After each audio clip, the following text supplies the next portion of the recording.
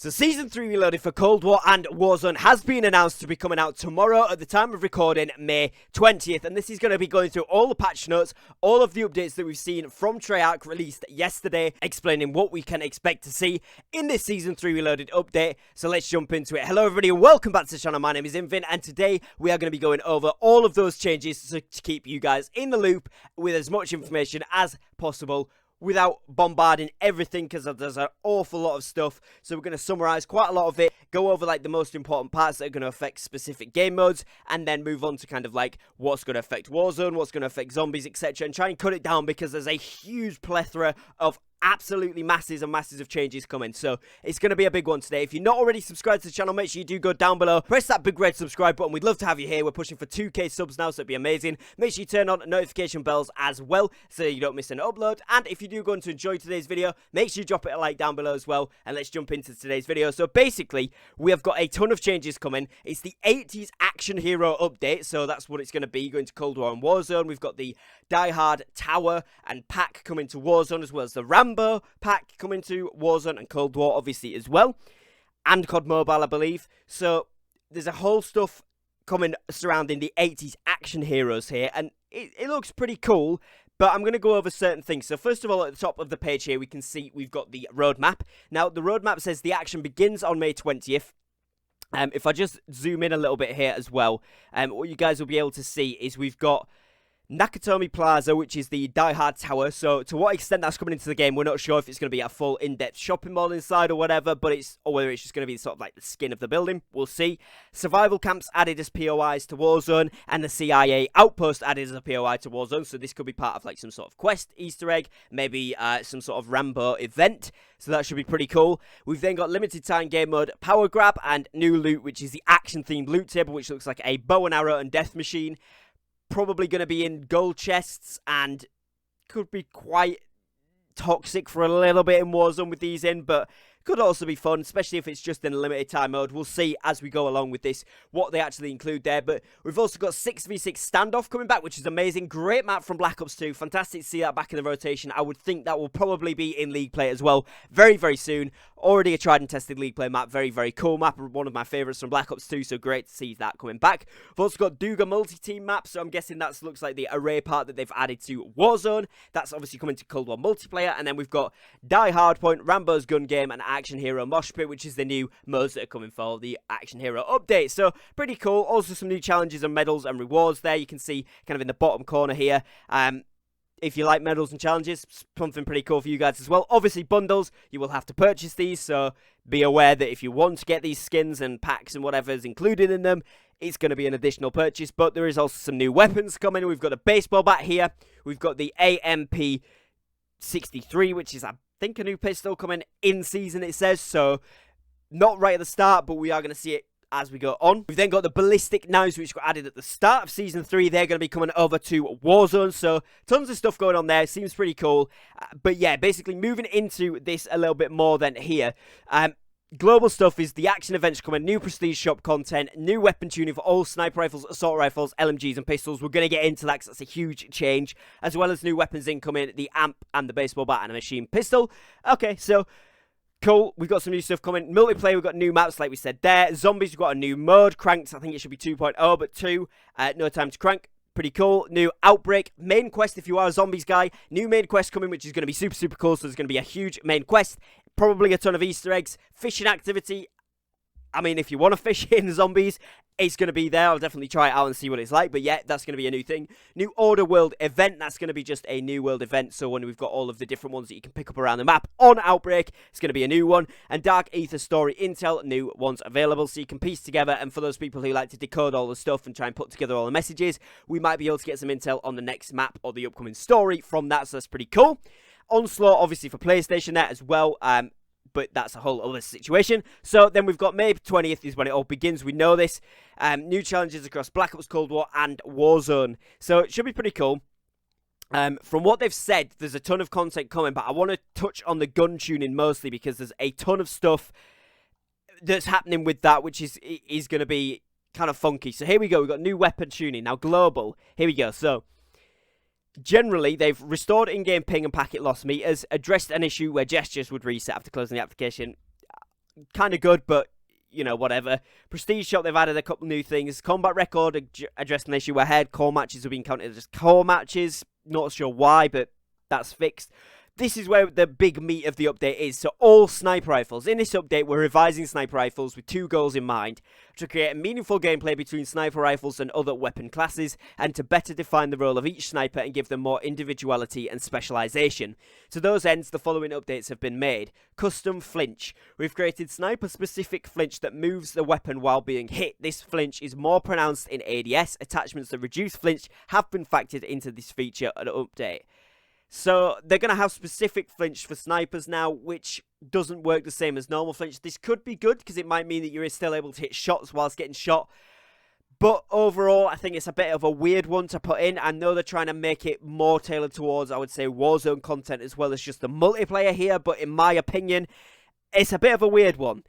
Snipers already had quite a bit of flinch when ADS in, and the time to kill on a lot of weapons, maybe not so much in Warzone, but certainly in multiplayer, was very, very quick already. So a lot of the time the snipers were struggling to ADS, particularly people who were just trying to get the camos that are not sniping every single game. We'll see. ADS movement, they've now individualized each sniper rifle, so ADS movement is feeling of weightless as the weapon, re-enters, blah, blah, blah, blah. So basically they've changed the ADS momentum of the weapons, okay? Individually, they've changed each of the snipers as well. So we've got the Tundra here, which is... They've increased the bullet velocity by 30, which is quite a decent amount, and reduced the ADS in momentum from 0.2 to 0.233. So slightly slower ADS momentum, so swinging that barrel up. But they have got increased bullet velocity here. Now, reduced bullet velocity bonus from all of these barrels. Basically... With the overall base increase to the bullet velocity, they're still going to be good. It's just going to bring it up higher than it was originally, but it's already higher than any of the attachments were by adding that, so not something hugely to worry about. They've increased the sprint fire penalty from the SAS jungle grip from 12 to 15%, which is not something I'm a huge fan of. Flinch resistance bonus from that, so from 90 to 25%, so... Obviously, this is with the new update in mind that they've put across, so maybe it's going to be that's doable, but that seems quite a big resistance drop. Sprint to fire time penalty from that has been increased to 18% as well, which is not great, and reduced ADS time bonus, so in other words, making the ADS faster, which was 12% faster, has now been reduced to only 5% faster, so... Quite a big overhaul on the snipers at such a late part of the game, so we'll see how this works out. They've done similar things to the Pellington. I'll go over the buffs for these. So they've increased that by about 0.2%, and they've reduced bullet velocity by 22% there. 22 points there, rather, and increased ADS time from 0.05 to 0.58. So, yeah, again, they've just really changed all of the snipers here and made them a little bit slower, but with this new flinch and movement system that they've introduced with this update, it could be okay. We'll have to see. But also, I want to get into assault rifles here because this is the bulk of what people are going to be using, as well as that in Warzone. Obviously, a lot of the snipers we see are HDR and Kar 98, so it won't really affect them. If you have been using the Tundra or any Cold War sniper, wait to see how this plays out. I will test them out in game for you guys and let you guys know as we go along what's actually happening with this update. But it seems like it could be better to use the Modern Warfare ones for now, just at least until we see what's going on. But as I say, the Kar 98 is kind of like a fan favourite anyway. Now, with the assault rifles, they've said we've improved the bullet velocities across the board, with one exception to allow for assault rifles to initiate in long-distance advantage over SMGs. The FFAR-1 has its bullet velocity reduced in exchange for its increase to its max damage, which is pretty good. And we've also standardized headshot multipliers on assault rifles with this update. So the 5.56 ammos have a 1.4, those with 7.62 have a 1.25 modifier in general, and the assault rifles that use 7.62 ammo deal higher damage already. So... makes sense, okay? We've had a huge increase on bullet velocity, so this is going to be really, really crucial to anyone that plays multiplayer, anyone that plays League play, anyone that plays Warzone.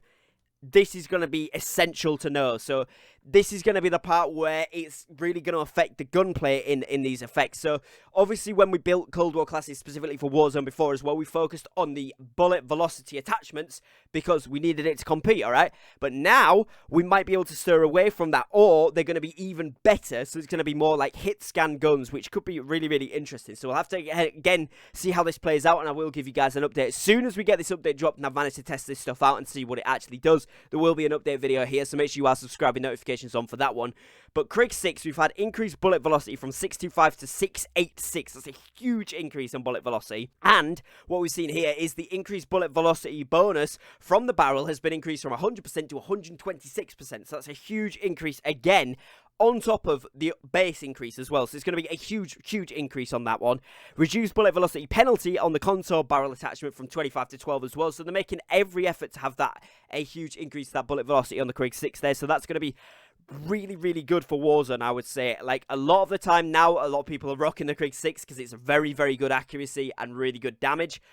With this bullet velocity overhaul, I can see this one becoming one of the best weapons in Warzone very quickly. So do keep an eye on that, especially when the update first drops. It's definitely something that a lot of people are going to be running with. We then also got bullet velocity increase on the AK-47 from 490 to 702, so a huge bullet velocity increase. Again, something a lot of people have been using in Warzone already. Could be a huge increase of people using this weapon if it becomes very good, which I have a feeling it will with that. We've increased the maximum damage on the FFAR from 27 to 28, but we've reduced the bullet velocity from 705 to 629, so by quite a decent amount. Probably people are going to stir away from that more now, I think, and probably go for the other guns because you've got more bullet velocity on things like the Krig, and yeah, it's going to be more consistent damage and range and stuff like that. The Groza has had what they were talking about, the bullet reduction, so it's 7.25 gun. Increased bullet velocity by 10 points, but reduced headshot multiplier from 1.4 to 1.25. Fine. QBZ, now this is another good one because the momentum and movement on this weapon is super high, really good in Warzone. So the QBZ has had a bullet increase velocity of from 6.25 to 671. So a huge increase in velocity there. Still not going to be really touching that damage, but the TTK will go up as a result of this. So maybe that's going to be more viable with the movement that it's got. You might see more people rocking that as well. Again, eyes on the channel for that one because I'll test it out for you guys. Fire at 83, we've had a headshot multiplier increase from 1.25 to 1.4. So headshots are going to be better with the Farah. We've had an increased bullet velocity from a 675 to a 729, which is a huge bullet velocity on that one. Really cool. Reduced the maximum damage by 1 point. Reduce the minimum damage by 1 point. So maybe it's an extra shot to kill, but you're going to be getting those shots off a lot quicker. And if you get headshots in the mix there as well, the Farah is going to be nutty. So definitely, without even needing to test it, you're going to want to try out the Farah on the day of the update. This thing is going to be crazy good. So definitely try that out. And XM4, this is an interesting one. We've had a bullet velocity increase from 550 to 657, which is over 100 increase. Going to make the gun very competitive and potentially a really good sturdy option for that main AR build on a class, sniper support, whatever you want to go. Definitely worth trying out. Now, LMGs, we've refactored the bullet velocity on LMGs to give them more inherent power with less resilience on the Task Force barrel. These changes provide more value to the rest of the barrel attachments, while the Task Force barrel remains a solid choice for boosting bullet velocity. So, what they've done is increase bullet velocity on all of them, and they've reduced the Task Force bullet velocity attachment to around 40% on each, because they've increased the base velocity. So it's still going to give you a lot more, but it's already starting at a lot more, so maybe you won't need it as much, but it's dependent on whether you want that extra bit of damage or whatever. But the RPD, the LMG Alpha, and the M60 have all seen this buff, so that could be something to watch out for in Warzone as well. Particularly, a lot of people really liking the RPD, potentially could be a better weapon from now onwards again. And again, another thing here that we've seen is the pistols have received minor adjustments to the bullet velocity. These changes better for each pistol, pushing their hit scan range to the edge of their most used engagement distances. So, yeah.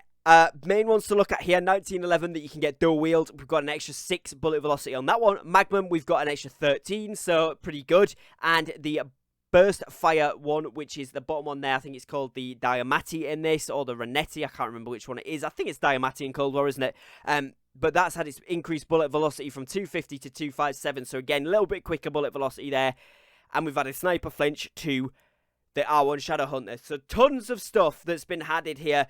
Plus, we've had a ton of changes to maps on multiplayer, the modes that we're going to be seeing, featured playlists, score streaks, equipment, movement.